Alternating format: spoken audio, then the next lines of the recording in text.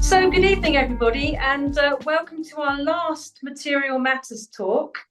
Before I introduce Marie-Thérèse, I'd just like to take this opportunity to thank Jonathan and the Elysium team for putting on this exhibition, hosting all of these events, which I think have really given people glimpses into how the sculptures on show have been made, and also what's informed and inspired the artist. And that's some of the feedback that I've received.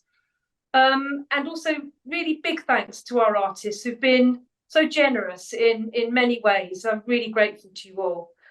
And of course, this has all been possible by our funders, the Arts Council of Wales, and of course, the Henry Moore Foundation. So tonight I'm delighted that Marie-Thérèse Ross is going to be talking to us about her work. Marie-Thérèse is based in London. She studied at Loughborough School of Art and then completed an MFA at the University of Pennsylvania in the USA, and has been a practicing sculptor based in London since 1991. Marie-Thérèse has exhibited in numerous group shows and also several solo shows, winning the Art Gemini Sculpture Prize, I think in 2021. And she's also been an artist in residence both in New York and very recently in Scotland. For Material Matters, Marie-Thérèse has created a very evocative installation in which she's explored the hidden workings of the mind, and also made new works in response to Dylan Thomas's poetry and his life. And this work has sparked a lot of curiosity from our audiences, who I think are very keen to hear more. So now I'll hand over to Marie-Thérèse, whose talk is entitled The Materiality of Time.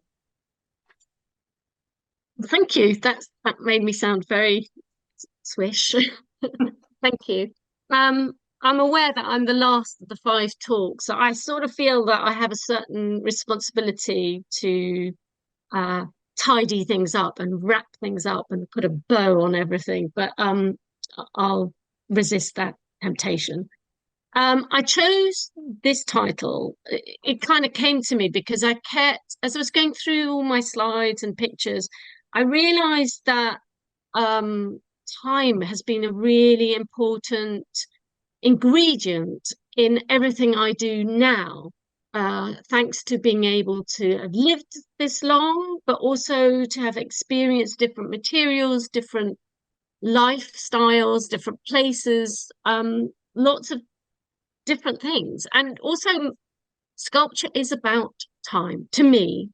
We have to wait for things to dry, like glue, materials to set.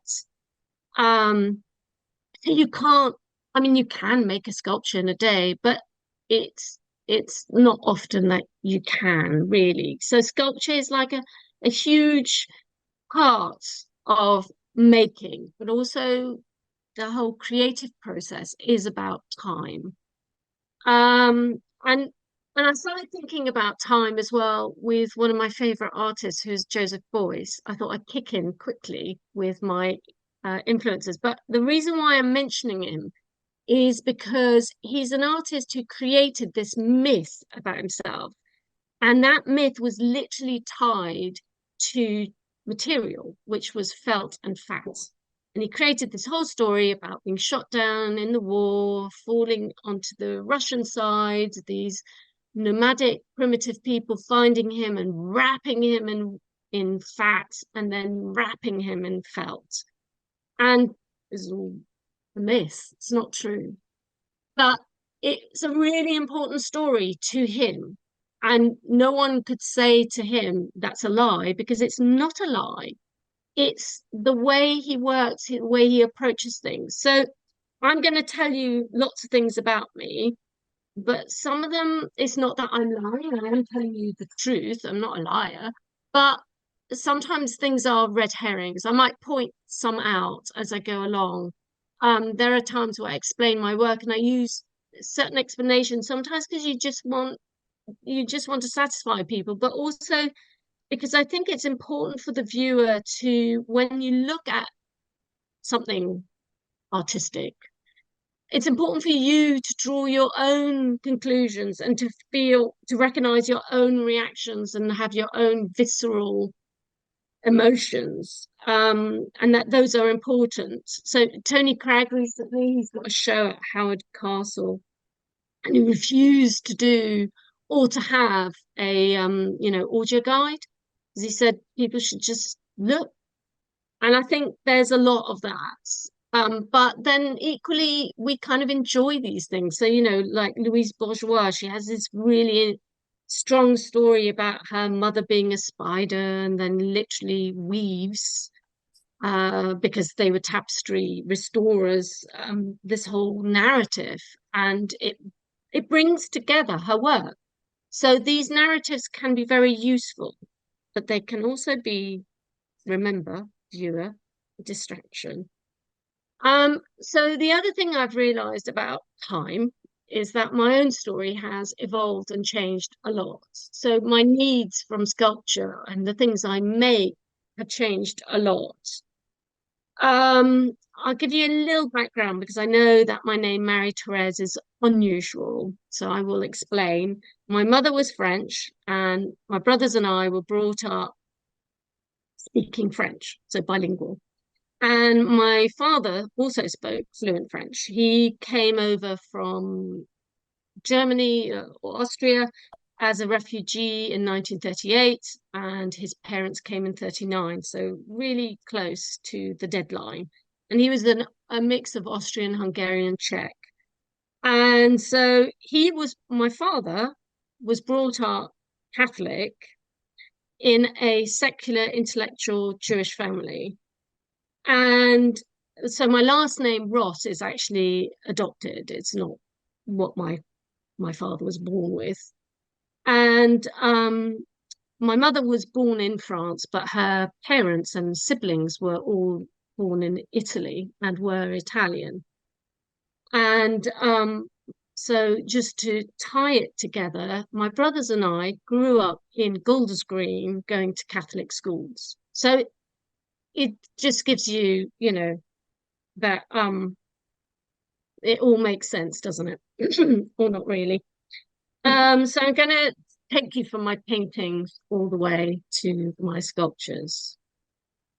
So, as Sarah said, I studied painting at Loughborough. And from very early on, I found it very difficult to stay within the rectangle. I just kept sort of adding things and finding things. And from very early on, I started using, people would throw away their canvases and literally they'd put them in corners. And I found them and would use the back. And then there's a window frame, there's fencing, there's cardboard. And this is just something I painted from Loughborough.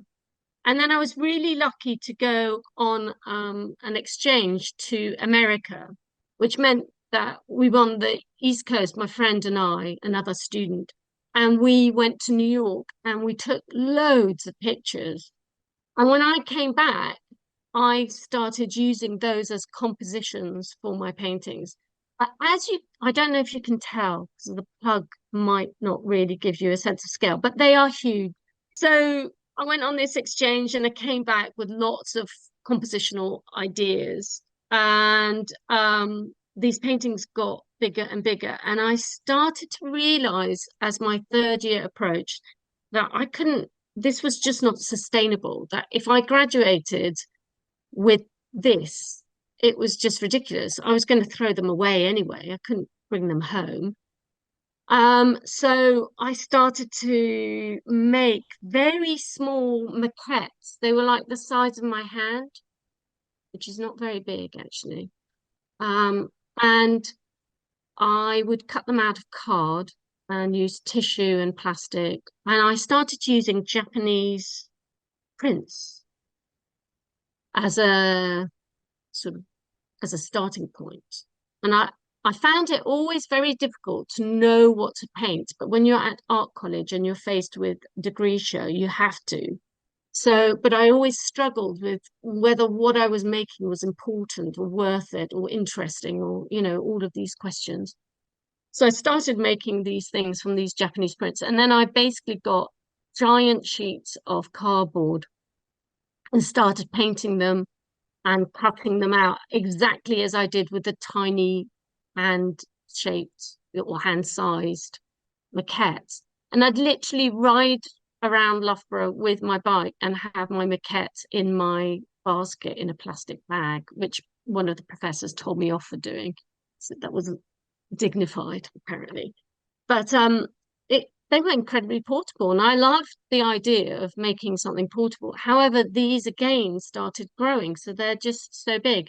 And it also meant I had a schizophrenic degree show. I had these and these hanging next to each other, and it was just weird. People came up to me and said, "Oh, so who else are you showing with?" And I just felt very confused. And so I finished my BA and thought, well, you know, what am I going to do next?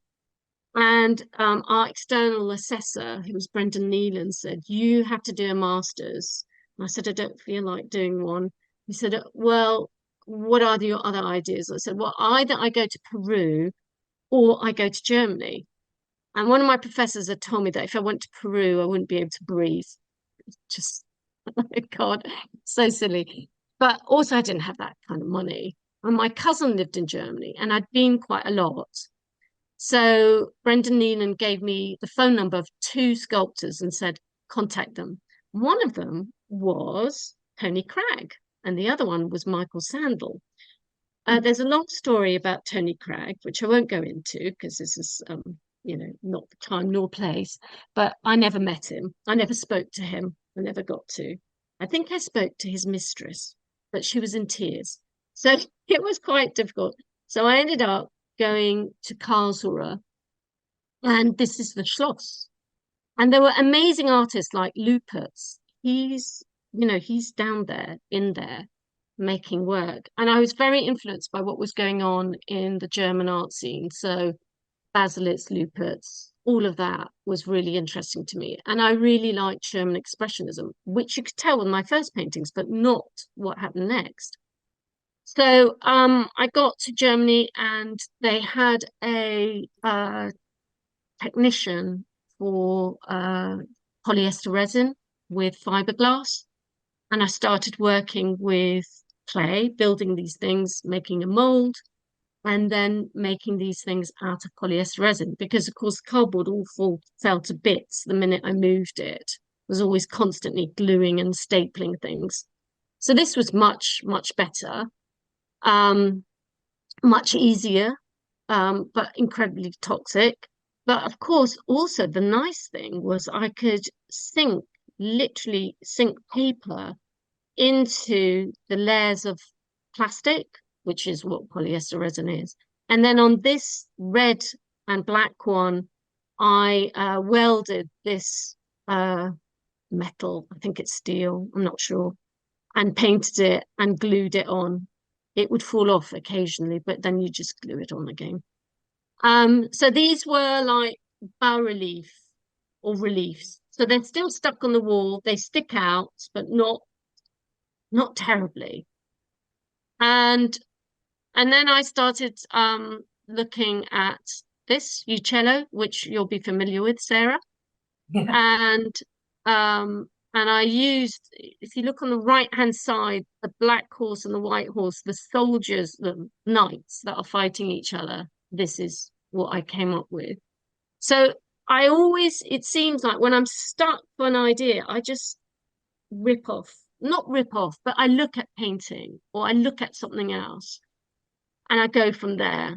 But then there's a lot of like botanical shapes.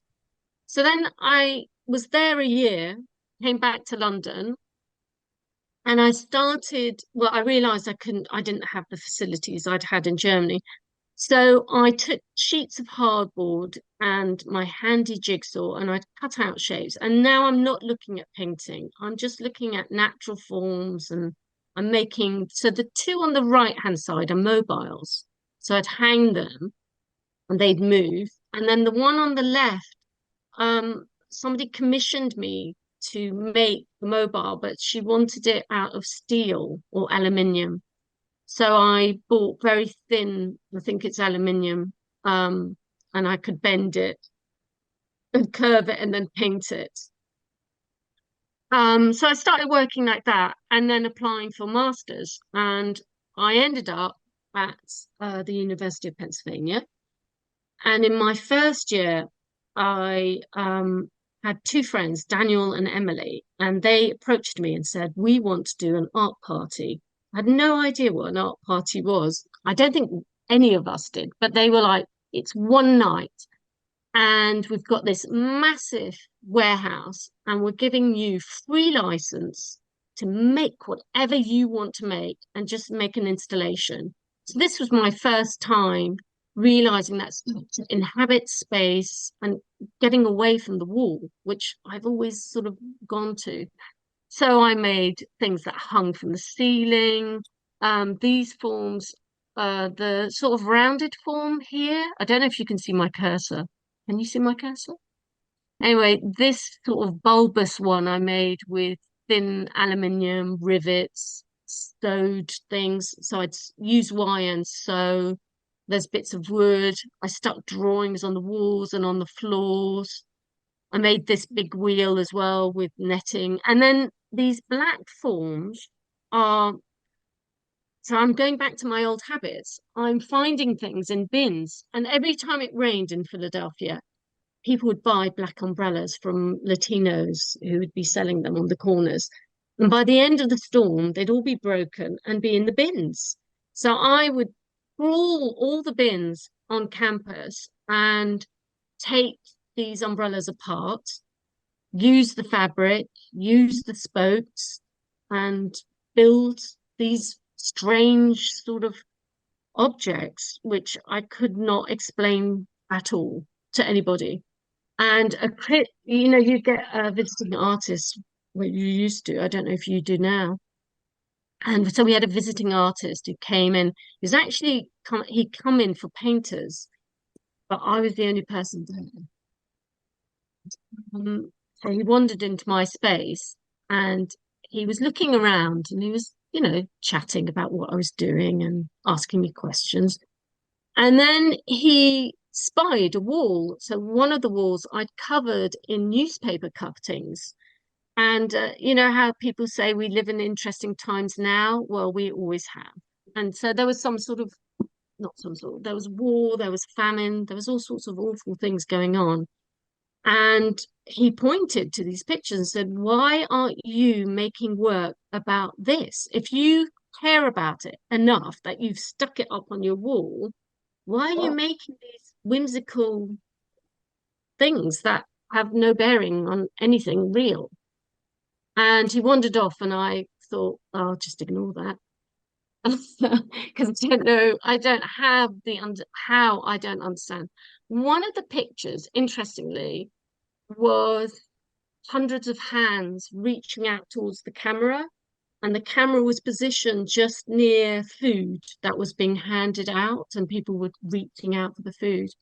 And so, you know, that's an image that might reoccur somewhere, but it could also be a red herring. Um, so um, I I kind of ignored it because I didn't know what to do with it. And then we had a woodwork room down in the basement, and we also had a foundry. So the course, 10, was very material heavy, and they loved us working with steel. So I, of course, did the honors, and I built this, which is literally a fish, a spoon, and a plate. So very simple. But the thing I didn't like was that then you have this object and you put it on a table or you put it on a plinth, and that wasn't very satisfying. So I wandered into the woodwork room and I started talking to the guy there, and he said he'd show me how to work with wood. And so this is how I started to make things in wood. And I started off making not very small, but small, like this big, vessels. And you can see I'm sewing the wood and I'm doweling it, and then I'm staining it. And I made a series of spoons and plates. And then I was like, well, what do I do with these? Make a table. So I made this table. And so here I'm definitely thinking about Cézanne. You know, Cézanne, when he does a still life, the table is not flat. He's playing with perspective. And that always interested me, the fact that a painter is trying to make something look flat and then has to trick the eye. A sculptor can make something flat without tricking the eye, but then why? Why would you be that, you know, straightforward? I'm not really making a table, I'm making a sculpture. And then I was also reading Alice in Wonderland and thinking about scale.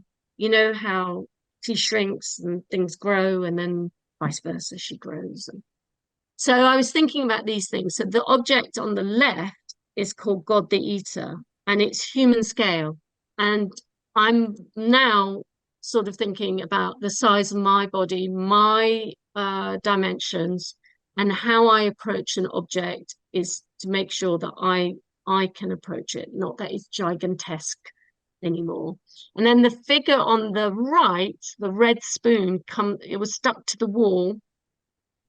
And then the black object that's sort of going from the spoon into the bowl, that is a fish, you know, like the bones of the fish, skeleton of the fish. And I use offcuts of wood and wire. So actually, my work, I could stop the lecture right now and basically say that that's my work, that I've reached the pinnacle.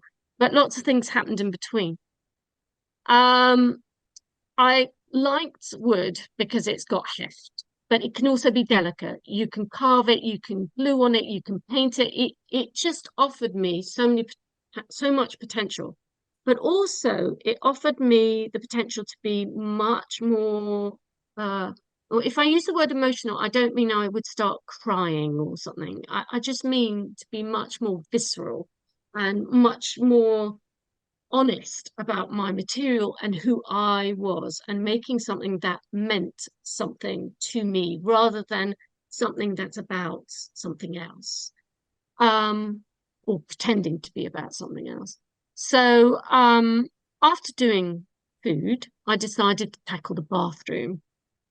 So my last year at Penn, I made a giant bathtub. This I cannot carry by myself, but it is human scale in the sense, but it is big. And inside, I carved this figure, and it's called a Phidias tub. So, sorry. I am sort of continuing to sort of hold on to other ideas that broaden my own experience. And then the toilet here with the red shoes in it and the two giant red shoes on either side, that's called throne. But for a long time, I gave it a very long, convoluted title I'd found in a poetry book somewhere, which was ridiculous. And then one day I just was like, no, it's a throne. That's what people call the toilet. And then this was much more personal, really. This is about me. Um, it's about when I was at school, lots of girls would wear stilettos and dig them into the gym floor. I was not allowed. I had to wear sensible shoes. So I did, but I envied those girls. I wanted to have those shoes, and now I wouldn't wear them if you gave them to me.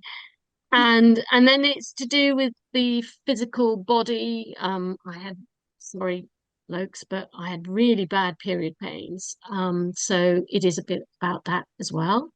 So I'm starting to make work about me, and but also about feminism. Although at this point I was told that feminism was dead, there was no need for it, as you know, we were allowed to go to college. So yes. And then the table piece here is called Boudica's Ornaments. And the corset is made of plaster over wire and mesh and stuff like that.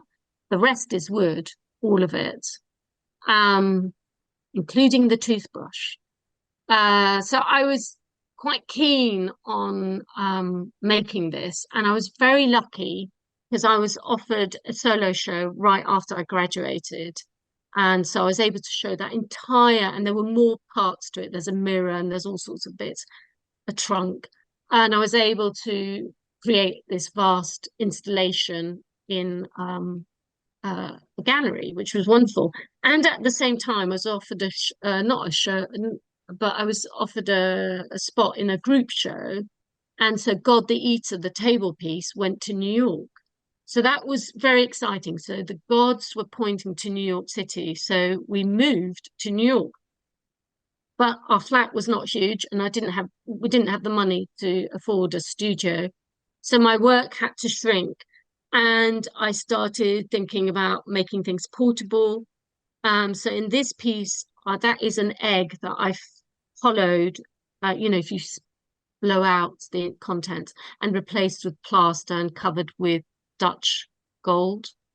And then I used a lot of human hair. I chopped my hair off and then glue it in. I mean, I know it's quite grim. Hair is quite disgusting. If somebody puts a hairbrush on a table, everyone starts gagging. But that's what I wanted. I wanted people to sort of have some sort of reaction. So these are quite small. And then I was very lucky to get a residency on the Lower East Side at Henry Street Settlement. So then I grew a bit, particularly as the other four artists who were all supposed to be sharing this communal space, they never came, which was fantastic. So I built this, and the locket on it has hair in it. And I built this crib, which is quite ginormous, and this bed, which that is the length of my body. So it must be about 5'4"-ish. I'm a bit smaller than 5'4", but anyway. So I built these, and then unfortunately my mum had a stroke. And so I'd always said I would come back. And at this point, I should say that both my parents were physically disabled. So my mum helped care for my dad. He didn't really need care, but things like putting on his shoes he couldn't do without somebody doing it for him. So I came back to London, and that was quite a shift because I'd had all my connections in America. I was showing in America. I had things going on, and suddenly I came back to London and I was not flavour of the month at all. Also, galleries in London worked completely differently than galleries in America. So in America, I was seen as too young. And in London, I was seen as too old. So it was very weird and quite a difficult time, but I carried on making. So this is a door. And actually, I cast this in bronze. It's called girdle. My mum actually wore girdles. So my work talks a lot about my mother and our relationship. We're very close. And then I made this giant piece called Sofa. It was so big, I had to store it in two to leave because I used to have a studio on Carpenter's Road. So actually, I moved to London in 1996. And I got this amazing studio on Carpenter's Road. Unfortunately, it is now the Olympic swimming pool. So we were kicked out. And so that meant I was homeless for quite a while with this piece, which I never showed. So this makes me think of Phillida Barlow. She talks about all the art that's made but never shown. So I have a lot of that art that's just never been seen outside. This is in my studio, but hidden. So I started working on doors, which it initially seemed like what a fantastic idea to work on doors. They're abandoned everywhere, and you pick them up and you work on them, and it's solid wood. So you can carve and you can stick. But they're very heavy and they're quite thick to store, and particularly if you start building bits on them. So the one in the middle, that black and white checked coat, supposed to be a coat, is actually cloth that I dipped in rabbit skin glue. So I sized it and then gessoed it and then painted on it. And then the rest is carved. All the spokes up here are wood. then down here, the little, so you're probably recognizing paintings as well. So the one in the middle is actually based on the Caravaggio that's just come to London, Ursula, St. Ursula, where she's just been killed by the Hun, and he shoots her really close, and she's very shocked. And I don't know where I saw the painting. Maybe I'd seen it in Italy, but I really loved it, and it just was an image that really stayed with me. And then on the left, it's from a Cranach, Venus telling off Cupid, and on the right, it's Venus stepping out of her shell, from Botticelli. And there are interesting things that go on in these pieces. Maybe refer what's going to happen next. There's still the red shoes that keep appearing and bits of body that appear and disappear.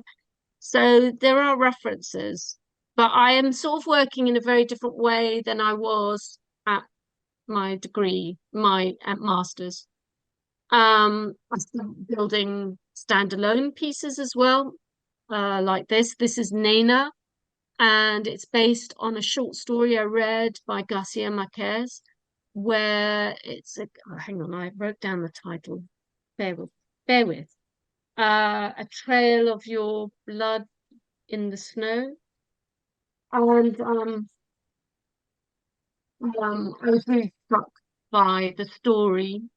So I created this. And again, the collar is fabric that I sized. And part of the reason why I've started sizing material and I'm making these single characters is because I saw an exhibition. So I ought to say I worked at the National Gallery quite soon after I got to London in 96. I started working at the National Gallery. Oh, is it not? Yes, 96. And before in New York, I'd been working in museums. And so working in museums just seemed to make sense. I felt very comfortable in museums. So I saw this show called The Sacred, which we mentioned in one of our talks, The Sacred Made Real. And that really struck me. It was curated by Xavier Bray, and he got all of these ecclesiastical, so right up my alley, sculptures wearing clothes and just it was incredibly visceral show and just very emotional because a lot of these sculptures were made in Spain. So, you know, there was no sort of keeping cool and carry on calmly. It was like, you know, very emotional pieces where people had heightened expressions. And so there's a funny story to do with the boots in this, actually.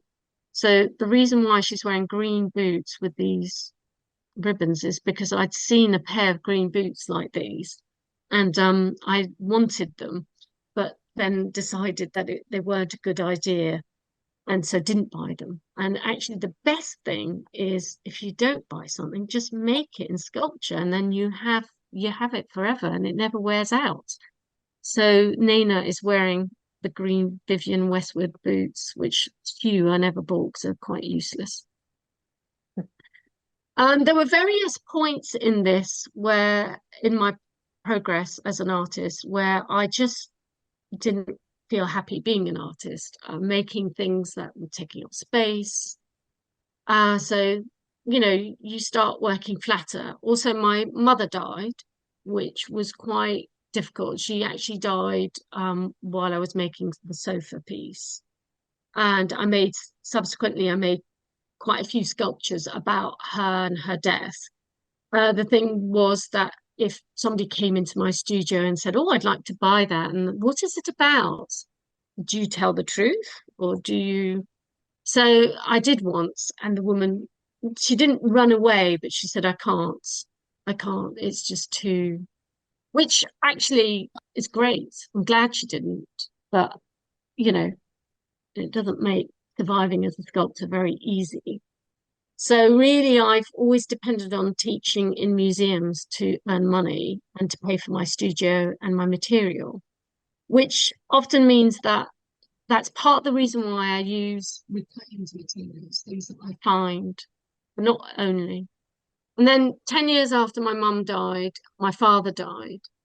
And I started making, and I could not explain why, but I made this series of collages. I think I made over 30 of them, all to do or predominantly about him. Some of them lurch into Greek mythology and other various compositions, but a lot of them are to do, I place him either as a boy or as an adult in them. And I suppose they are about my relationship with him principally. And I'd never really made work about my dad. I really always sort of focused on myself, my mother, or, other things. And a lot of imagery started coming out of these collages. So you can see the birds, wolves, fruit trees, and just things that I started thinking about making in sculpture.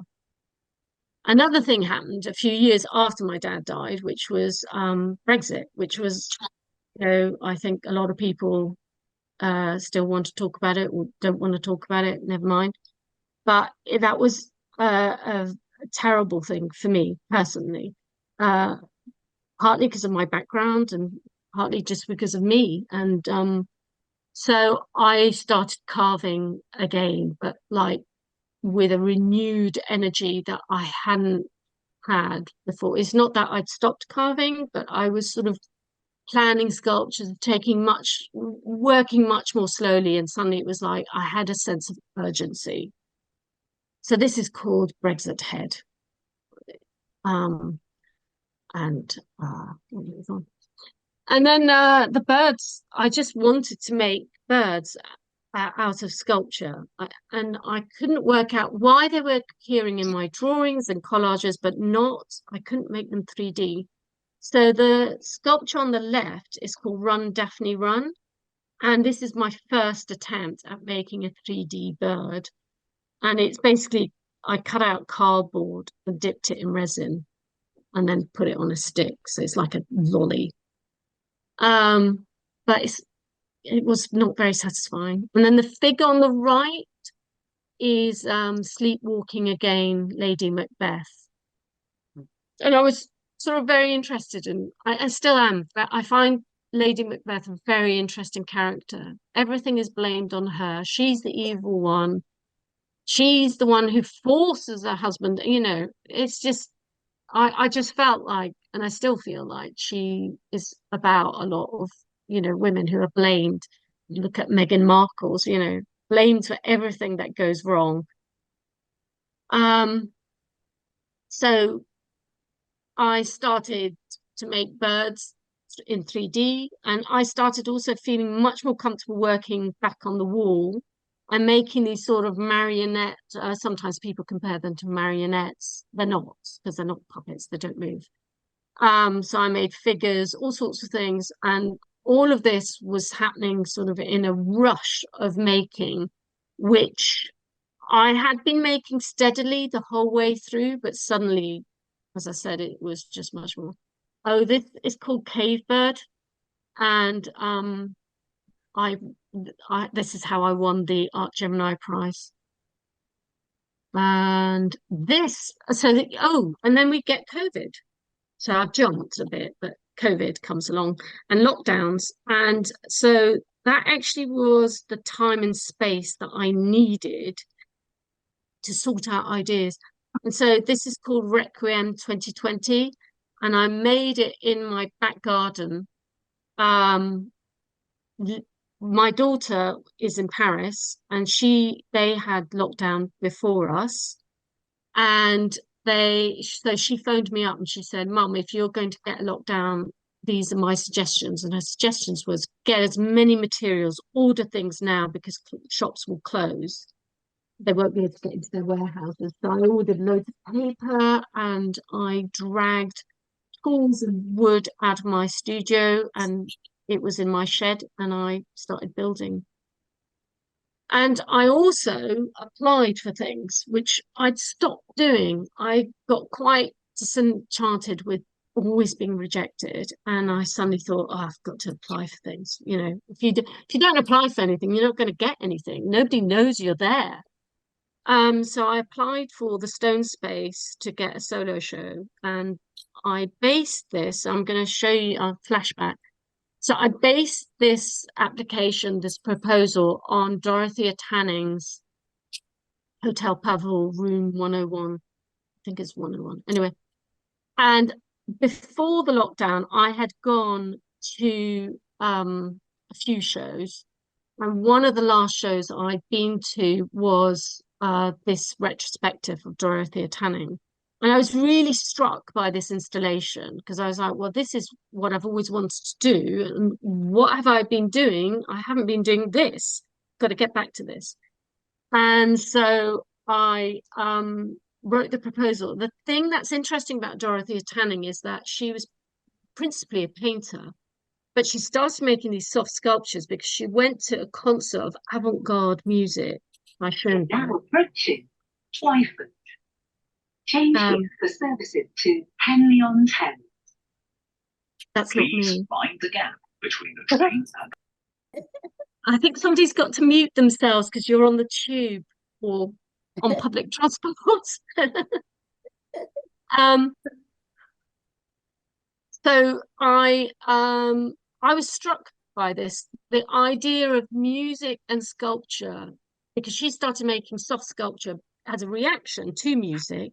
And I thought, well, what about music and sculpture? Because there's this whole thing about music and architecture. Architects love to bang on about how they're like when they make sculpture. I wrote it down somewhere, but you know, that's architecture is music, liquid music. That's it. I think it's from Goethe. And I thought, well, why not sculpture? Why does it have to be them? Why not us? So I actually commissioned a musician to compose a piece, and that is one of the three pieces that's in my show at Material Matters. So I kept that piece. It's the Hymn to the Chasm, which is a book written by Dorothea Tanning. She wrote this crazy book, which I did read. And then there's wallpaper, where nothing happens but wallpaper, which is how she described her hometown because it was so boring. And in this installation, there's a lot of wallpaper. So I printed my own, and I've sort of carried that on because I like the idea of repetition, because actually sculpture is very repetitious as an activity. Some of these sculptures I'd made before the application, obviously. This is Metamorphosis, a chair with no seats.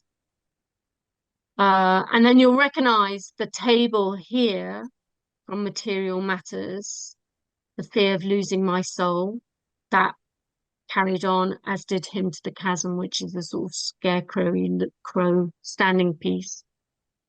So it's a very small space, this space. This is flat. And I definitely made that before lockdown. So yeah, I was playing with the idea of chairs and seating, and then the whole Dorothy Tanning, it all seemed to make sense. And it all came together. The white piece underneath is a line from Lady Macbeth, Shakespeare, draining into the fabric of her being. So there's two hands, and then it's a red ribbon wound around the vessel, the hands into the vessel. And then the piece above is called Thumb. And I made another piece, which I took to Material Matters. So at this point, I'm going to talk about the show at Elysium, which is on for its last week. So when Sarah invited me to participate in the show, I was actually thrilled because she told me that she'd seen my show at Stone Space and wanted me to make something not the same, but something that sort of grew from that. And that was something I wanted to do anyway. but I was looking for, you know, it's very difficult to keep applying to things, and there's not that many places to show. So the idea was to build something on the idea before, and to build something that was bigger. And I was given a bigger space. And this time I really wanted to make something that was more about me. And when I came to visit the space in Swansea, we went and sat on the marina, didn't we? We had lunch there. And we sat right next to the sculpture of Dylan Thomas. And I have mentioned few things based on, actually quite a few titles come from poetry. I use Stevie Smith a lot because I like her a lot. But I have actually used Dylan Thomas in the past because I like his play with words and the sounds. We did Under Milk Wood at school, but you know that it's great play, but it's not really what it didn't really, you know, connect with me. So I thought, oh, this might be quite a good opportunity to go back to that. Maybe not to stick with it. If it doesn't work, it doesn't work, but just, you know, to have a fulcrum, because it's difficult to make an installation just with hodgepodge of things. And actually, initially, so you can see the door at the back of the space, and that's actually where Lyceums store a lot of things. And so when Sarah showed me that, I thought, oh, actually, what I might do is build loads of big sculpture and just shove it in the middle like a giant mess. But I didn't do that in the end because I suddenly realized that I would be just, that wasn't what I wanted to say. And I felt I had something to say. And actually, the more I found out about Dylan Thomas, the more I realized I had things in common with him. Two main things. One, he went to New York, and actually my father's cousin hosted Dylan Thomas. His main job, because he was a professor at Barnard College, I think, or no, NYU, sorry. And he was also some person in a literary society. So his main task was to make sure that Dylan Thomas left the bars not too drunk in order to get to the speaking engagements. I think he'd hoped for something a bit more meaningful, but that was one thing that was, I suddenly realized, oh, wow, I have a personal connection, tenuous, but, and then I started looking at his poetry. One of them is called Lie Still, Sleep Becalmed, and I kept reading it. And I liked it, just the imagery, it sounded nice when I read it. And then I started poking about on Google, as you do when you're not an academic. And I discovered that Dylan Thomas might have written this, that I'm not sure about the dates, but his father had throat cancer. And when I was 16, my mum had throat cancer. And I realized, I started understanding a bit more about my own work.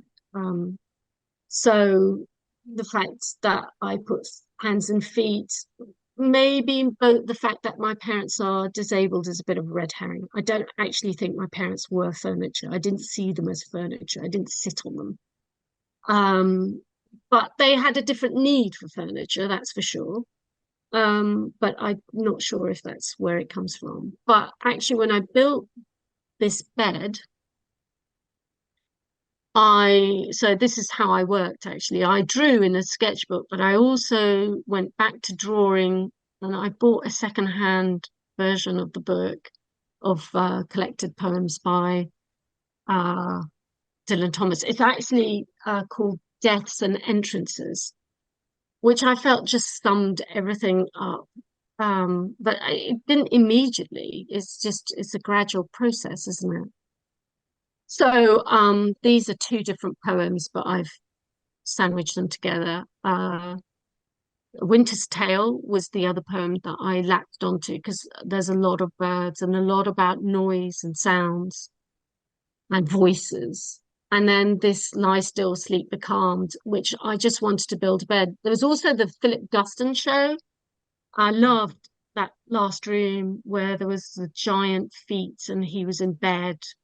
but I'd already started planning this piece. So when I tell people, oh yes, Philip Guston was the major, a little bit of a red herring there. So I wanted the idea that the birds weren't separate from the furniture, which they had been a bit more in my previous installation. I wanted them to be more integrated. And so I managed to get 2 plinths, so they're up on plinths. So when you walk into the space, they're on either side and you walk through them. So a bit like when you go to various, well, like the British Museum, where they put the Assyrian carvings and you have to walk between them. And I used to find them quite scary as a child. These big winged figures with big beaks and bird-like, although that's what I tend to draw, oddly. And so on the left is Winter's Tale. Because of copyright, I was very careful about using titles, and this is a warning, beware. And then on the right, She-Bird, which also comes from Dylan Thomas. And so I wanted these ominous birds, and they're on different heights. So like the birds are moving, they're jumping around as if they're in a playground or trapped in a room. This is another view of Sleep Becalmed with the feet. And then in the corner on the right-hand side is Hymn to the Chasm. Then on the floor is Shrine. This piece with the ladder I built before Sarah, when Sarah came to my studio. I had this already with this smaller piece. But when you build an installation, it's about building relationships between sculptures. It's not just about arranging things. It's about the interconnectedness. So this was a chance to really lay things out. So I had this idea that the birds were moving. So on this table, The Fear of Losing My Soul, there are 2 hands, and they're holding on either side of this black object with spikes. I like spiky things. And it's like a small bird, or is it the soul? I don't know. And then this, I'd had well, if you ever have is it MMR when you go? No, MMR is the vaccine. When you have MRI. Yes. So you go into this cavern round thing, and I realized, oh my God, this is like an MRI. But then I met somebody at a party and they saw it and they said, oh my God, their father had kidney dialysis. So he'd been in an iron lung. Actually, no, it's not kidney dialysis, something else, isn't it? Anyway, he'd been in an iron lung and it looked like this. I've never seen an iron lung. But maybe I had in a biology lesson, I don't know. So I wanted this bed, and I do think it's about my mother and mortality. I think a lot of Dylan Thomas's work is about mortality, and I think mine is too. And I think because, frankly, my life has been dominated by that. My mother's health was bad when my brothers and I were little. I was 5, I'm the eldest. We were sent to France, and my mother had an operation, which we didn't really know. Obviously, we weren't told very much because we were so young. And we always thought we were there for 2 weeks. And in 2019, when my cousin was dying, we went to see her in Germany. My brother and I, one of my brothers and I, asked her, how long were we there for? She said 2 months. 2 months with 2 teenagers, a 15-year-old and a 16-year-old. She and her brother taking care of us in the middle of nowhere. And I think that stayed with my brothers and I. And because I'm an artist, I make work about it. My brothers are not artists; they do other things. But definitely it coloured our lives. And then when my mother was ill when I was 16, yeah, that my reality was slightly different than my friends. I don't really know what Shrine is about. I made it very quickly, not in a day because that's not possible, but I literally was cooking it. The oil paint, I decided I would make it and paint it in acrylic because that would be sensible. But of course, I like using oil paint, and so I painted it with oil paint, and then realized it's not going to be dry in time. So I have a bar heater in my studio, and I was literally just turning it. It was like on a rotisserie. I commissioned music from my daughter this time, and she created two pieces, one based on Winter's Tale, the bird, and the other one on Sleep Becalmed. And she performed them, and then we recorded, well, she recorded, she did all the work.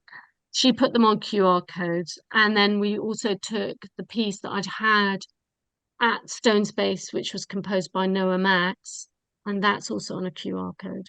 And the reason why I wanted a QR code is that actually I found it quite annoying when I went into my own Stone Space show and the music was on a loop. I found out actually it was nice once, but then I was like, oh my God, this could drive somebody insane. And also I didn't want to direct the viewer too much. I want the viewer to pick and choose if they want to listen to the music, how much they want to hear, how often they want to hear it, and also if they want to take it away with them. That's also okay.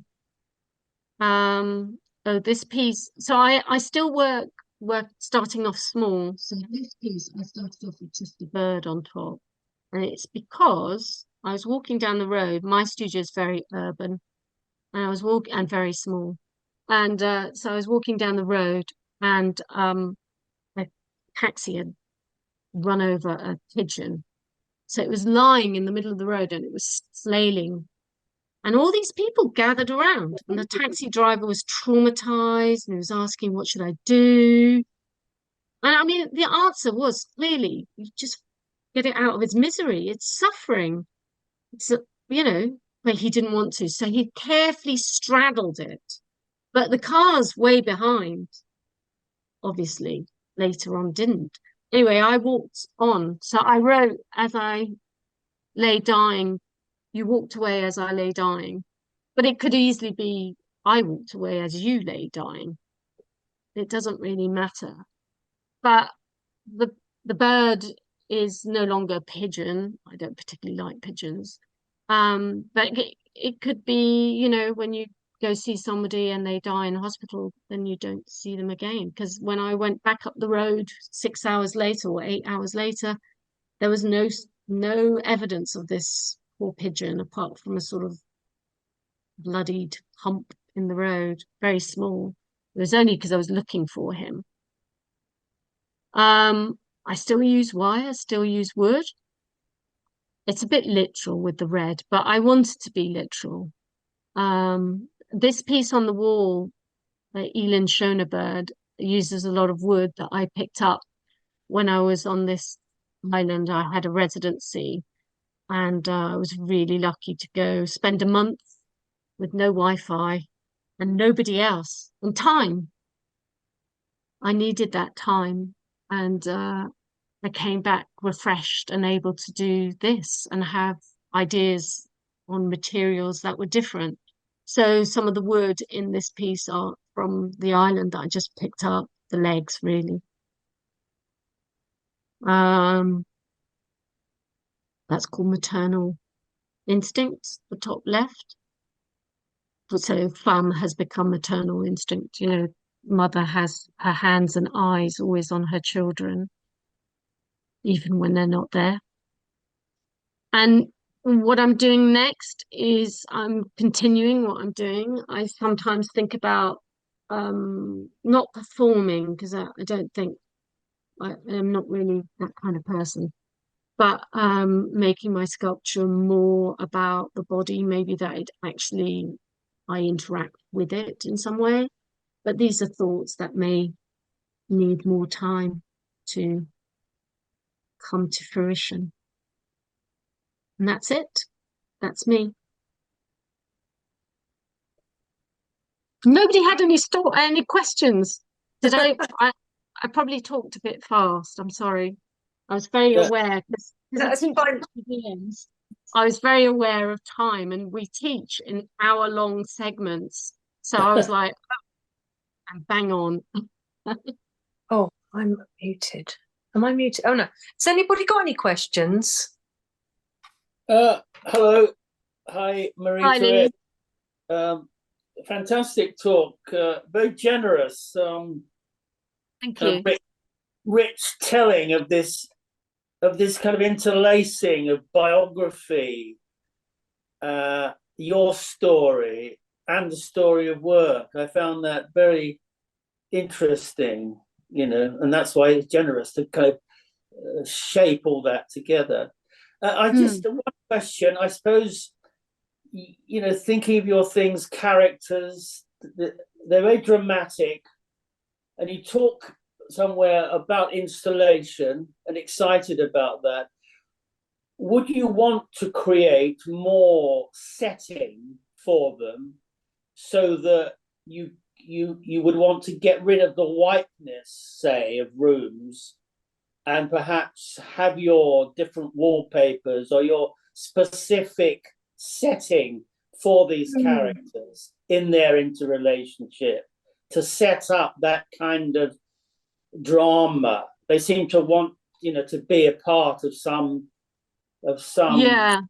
almost operatic kind of setting where they all have their place and they have their space, which is very particular to their character.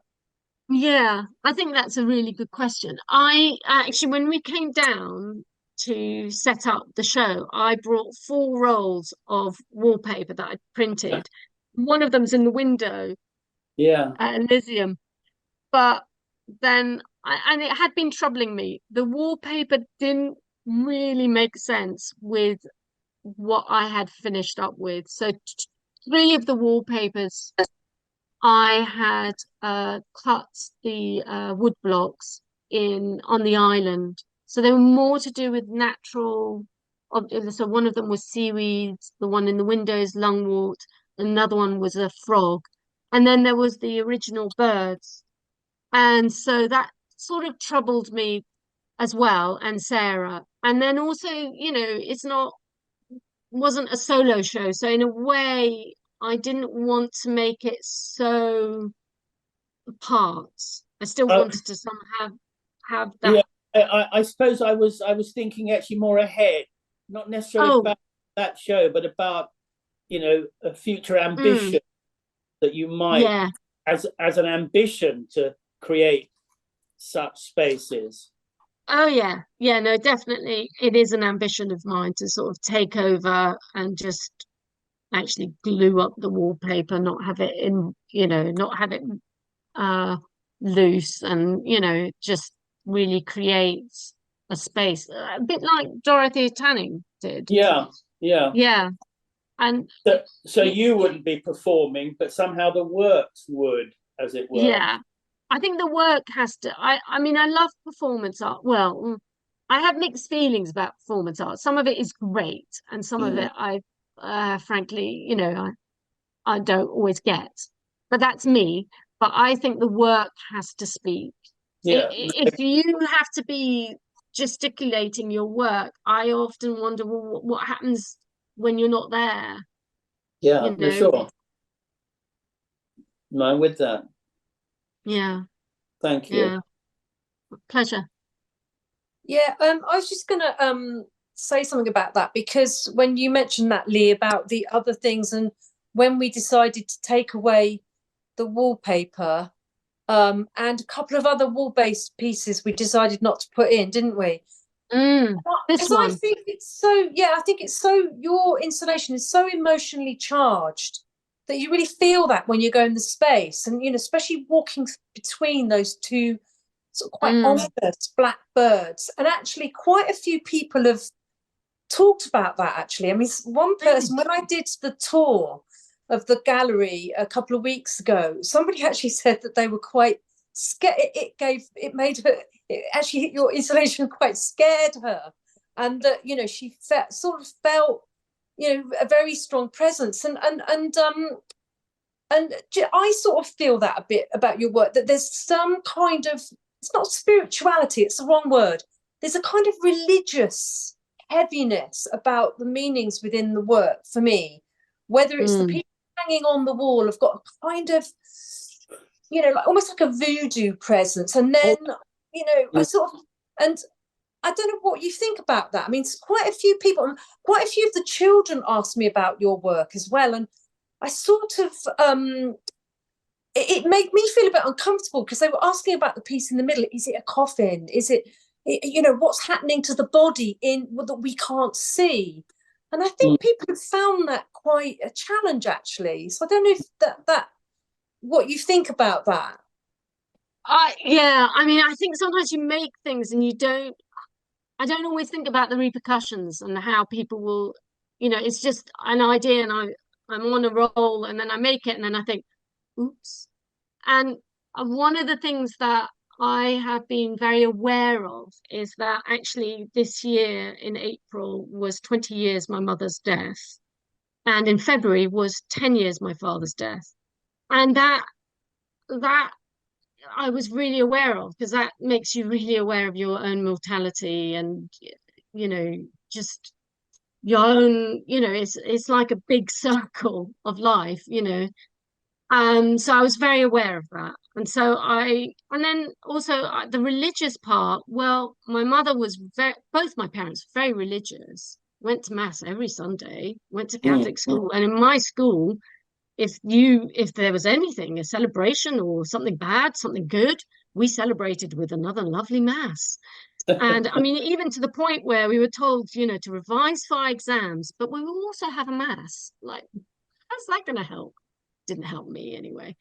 But so I was brought up quite religiously, even though there's this weird sort of, yeah, I'm part Jewish, but I was brought up heavily Catholic, and now I'm not Catholic. And that actually is still a relatively recent thing that happened to me, that I stopped believing, not that I don't believe, but I just stopped going to mass and the whole thing. I just was like, enough of these, sorry if you're a priest, but enough of these men wandering around in dresses telling women what to do and what gay people can and can't do and all of this. Just also, I think, to me, there seems to be some kind of memory in the works of that sort of Middle European fable, the kind of great stories of the dark forests, you know, and the creatures that inhabit that place. They're almost pre-Christian, kind of pagan, kind of witchery about the images and symbols. They have that sort of strength about them, I think. And there's that idea that when you make a sculpture, it's a 3D thing, it's real. When you're a painter, you're making an illusion.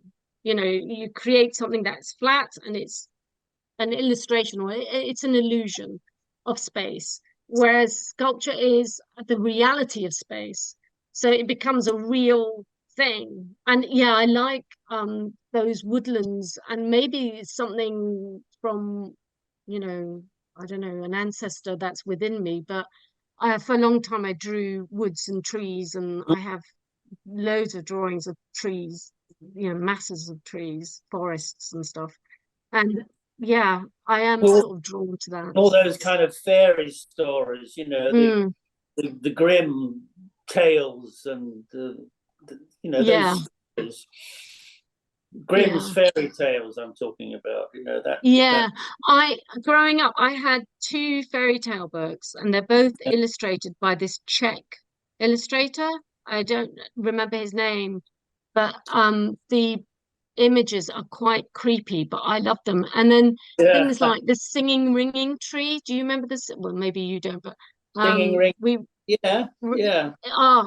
Highly creepy things. Brought up with the stories too. My mum read all those stories. Yeah. So yeah, I think I'm very attached to that sort of thing. Yeah. Thank you. But yeah, and there's a lot of those. Is it the Eastern European animators, like, is it Schwankmeyer, that make those? It's only just occurred to me out of your conversation, actually, but I can definitely see a relationship there as well. Yeah, no, I am drawn to that. I don't know. It's not like and actually, weirdly, you know, I'm quite happy to talk about Uccello and all of these other compositions that I rip off, but you know, bounce off. But then I don't really talk about these things, I think, because they're so part of my DNA that I don't think about it. It's just there. Mm. Do you think your more recent work, that's quite interesting seeing your work, it was really good to see your work, that you developed sort of many years ago, that, where you were sort of making the whole body or depicting, in a much more figurative way. And now I think, these sort of dismembered parts and work seems to be more symbolic. Do you think that's, I mean, it seems like it's developed in that way, and that it's not, you're not you're sort of not depicting a whole figure, but you're sort of finding elements that you then put together. I mean, do you think that's a way that you're going to continue to work? Yeah. I more, don't more broken up, more kind of. Yeah, I did make a few figures, whole figures like Nina, but yeah, it's not really the way I wanted to go. Because I prefer alluding to the body or suggesting body, and in a way as well, because I'm always investigating movement, from those mobiles that I showed you way at the beginning, and to now I still play with bits of wire, make things move, and I'm quite interested in those ideas. So I don't really want a whole figure. And then the birds, are they really birds? I don't know. Just sort of creatures, aren't they? Well, they're flapping, also, aren't they? They're yeah, flapping beings. They're sculpture that spikes and flaps and recalls birds, but they are their own content. yeah. I think also when I see blackbirds, somebody asked me, "Oh, why do you like them?" I said, because they look human. They look like, and actually Dylan Thomas compares them to priest-like figures because of the blackness. I love that image. And he talks a lot about, I think for him too, they were people. They're sort of another form of the body. So, I mean, it's interesting because when I teach life drawing, I talk a lot about the body and how it works, but then I'm not interested in making a whole body. Lots of other people have done it really much, much better than I could ever dream of doing. But So I think your construction method though gives you more improvisatory room. You can go anywhere, take things off, put things on wire. Rather than working with a sort of solid carved thing or a single modeled object. Yeah. I mean, I think also the fact that I use reclaimed wood and found objects, and that I've always done that, and that's been a constant. And so that means that the found object quite often takes on a human or a figure, like the ladder in Get Off My Back. That is a figure, I think. I don't think I need to actually make the bottom and the bosom and, the ribs. And I think it's all there for me. Yeah. Much discussion about the materials. What was that? Yeah, I'm wondering about, I'm being very prosaic here, about the title of the exhibition, that material matters in some way. I think, yeah. There are a lot of fragments of wood painted, and I'm asking myself, well, this image that we're looking at now, might they be pieces of coal or fragments of slate? Does it matter what the thing is made of, or is it just the atmosphere that the shapes make and the colors produce? I'm still pondering this question. Maybe material doesn't matter. Maybe content matters. Content matters more than materials. Materials is banal in themselves. That's what you told me when I did my talk. Well, there you go.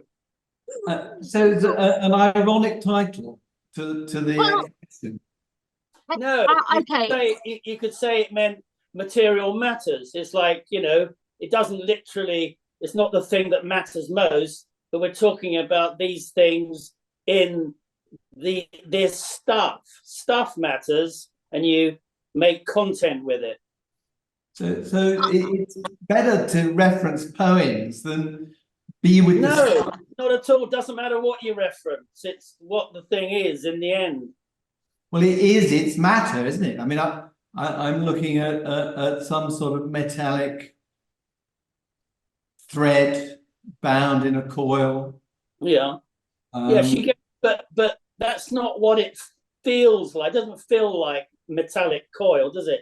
You might be making up some stories there. We might want to tarry a while and consider the coil that's presented to us, rather than go off on some fantasy journey. No, it's not. It's not a fantasy. It's what comes from looking at the thing itself. To you, it's feelings that come from looking at it. That's not a fantasy, is it?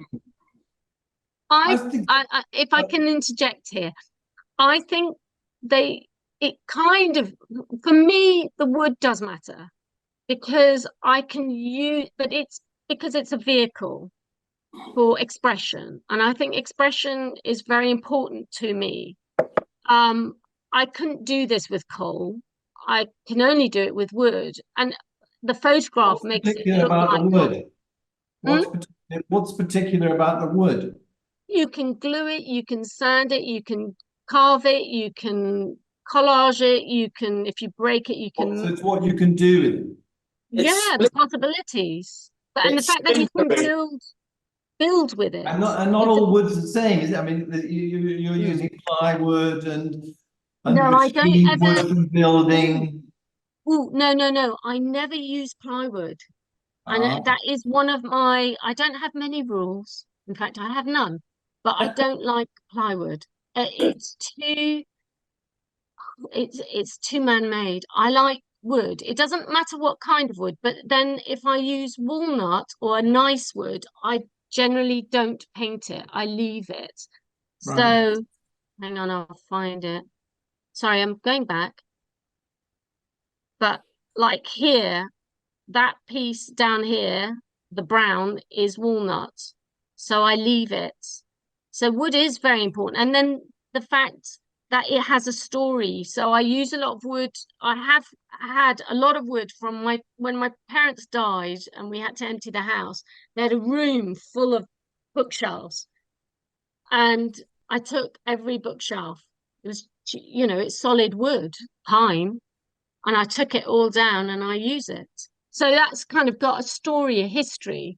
And it means also if I find an object made of wood, I can integrate and sublimate the piece so that it becomes more cohesive. Whereas if I was using coal and then sticking on, it just all ends up being the same. And that I do sometimes think about other materials, and I get quite excited, and then I make loads of research, and I, start building to make a, cast or mold. And then I generally drift off and think, well, why am I doing this when I actually want to make it? I have made it in wood. Why would I make it again? I don't understand. So I then unfortunately lose interest and go off and make something else out of wood. So I think that when I discovered wood, the fact that it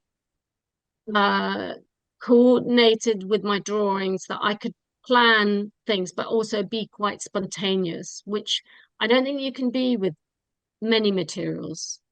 Definitely when I worked with steel, I couldn't be that spontaneous. I was always having to cut things out and plan them, and then my tutor would say, oh, if you want it thicker, you have to build a box, and I'd be like, oh, why would I? I always think steel is quicker than wood. Well, it is if you are quick at welding, but if you're beating it into shape and then heating it and beating it, it's quite a slow process, and it's quite and then you're having to hide the fact that it's basically thin, and I couldn't do that. With wood, I just feel it's a very honest material. It might not matter. I mean, if I made this work in steel because I'm quicker at it, and we put them side by side, it might not matter. Yeah, it might be that as Lee wants, the feelings and the ideas and the except there is one thing. I think my inheritance from being a painter is that when you're a painter, I mean, there are people faking Franz Klein and Rothko, you know, these people who said they were working from the soul. They can be forged, but for me, when I worked in painting, it was about, you know, like your handwriting. So you have your handwriting. So I don't think I could make what you make without inserting something of me in them. So they wouldn't, I don't think if I tried to copy yours, which I could try, I think if we put them side by side, they would be slightly different, because I am a different person to you, and my style, if you want, but my USB or whatever is different, and somehow it would be infused with minus, which yours is infused with yourness. Yeah, absolutely. So I think that the material does matter, because it's what you're comfortable with. You're comfortable with margarine. I would find that really difficult to work. I would find it, I don't, you know, it's not as, I would never occur to me to work with margarine. I think it's an amazing thing that you've discovered that you can use this edible stuff. Well, I'm not sure if margarine's really edible, but anyway, that aside, you've discovered that you can work with it. For me, and also the particular thing, when I was doing my master's and I started working with wood, the professors were quite sniffy and told me that wood was lowly and that I should be aiming to, lowly. It was just not a proper material. It was maquettes. You build maquettes with it. You don't build actual sculpture. And I was just like, that made the attraction even more, because I feel like that's the story of my life, doing things I've been told not to do. Well, politely and with, you know, respect, but, you know. I wonder in painting, where the material matters. You know, different manufacturers or acrylic and oil, you know, it doesn't matter. It's all to an effect, isn't it? Well, I suppose, but then no one gets excited about the oiliness of oil paint. Oh, they do. I do. And I have a favorite oil paint. And I talk to other artists and they have their favorites, like Rembrandt or Mike Harding. I don't like Daly. I mean, getting the olive oil into it and all the different, you know, but see, mucking that's around with the You'd material. be painting with olive oil. Paint. Yeah. Oil paint. Let's get some engine oil.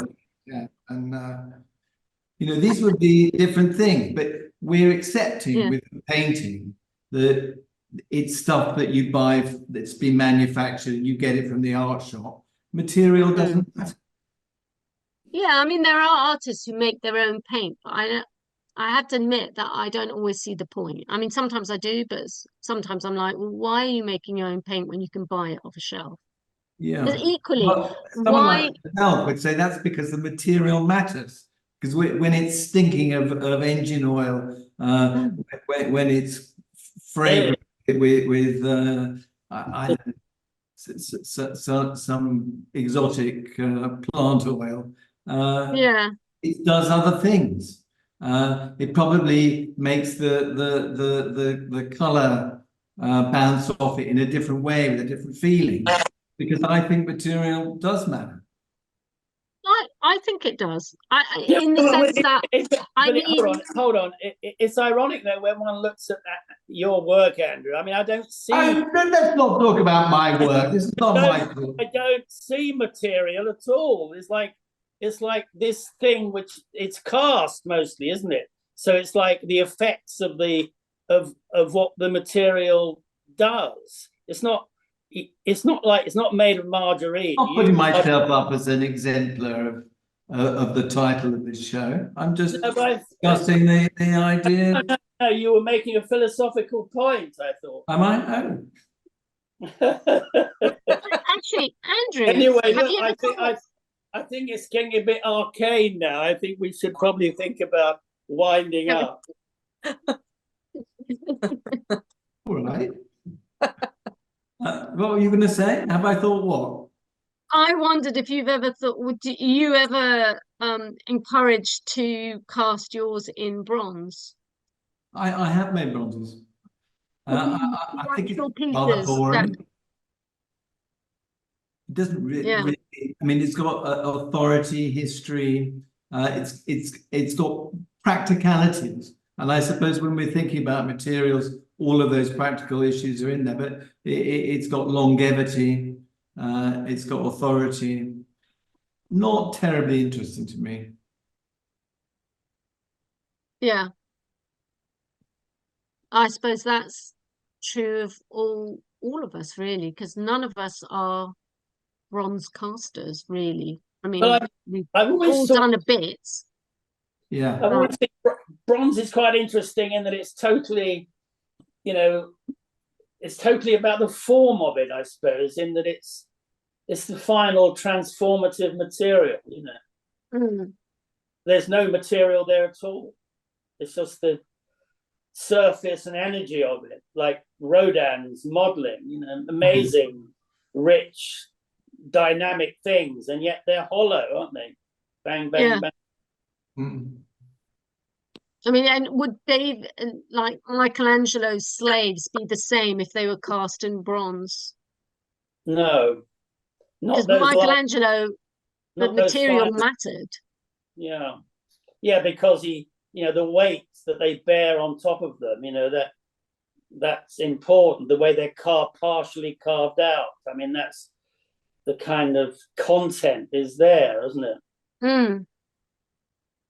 Yeah. The last think- Rondinini Pieta is extraordinary. He carved that into a previous group of figures. So, Yeah. it's not literal, is it, in a way? No.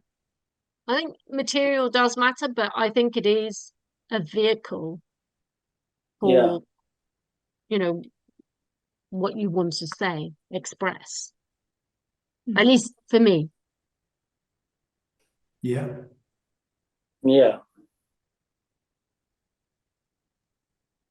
Some materials will carry it better than others.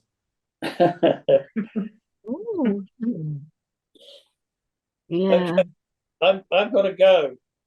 Yeah, I Bye. think we'll just Thank you. wrap that up by just saying that I think that it is about a vocabulary, isn't it, within the materials? And I think the fact that we're having these discussions shows that there is definitely something there. There is, it is important. Otherwise, we wouldn't be discussing this. And We're happy because you set it up. And you Yeah. were silent on These are the best talks your title. Well, I think it's important, and that's what I wanted to explore within the exhibition. It was about that idea of human interaction with materials. Why do we choose them? Why do they have meaning? And so that was, I thought, an important thing to explore within sculpture. I think it's a very integral thing. You can't separate it from sculpture, the material. No. So I think they do matter. So I think on that note, and I'm sorry, I'm on a little iPhone, so I don't know if anybody did put any questions in the chat, but if they did, I haven't seen them. And so, but I think we are probably running out of time now. Anyway, Sarah, thank you for bringing us all together, and to thank you to the others for making it such a good discussion. Thank you, Andrew. Thank you, Marie-Therèse. It's been great. Thank you. Thank you. It's No, been you great. have all been really generous in your thoughts and what you've contributed to this show, and I think it's been so well received, and so it's been brilliant. So thank you all.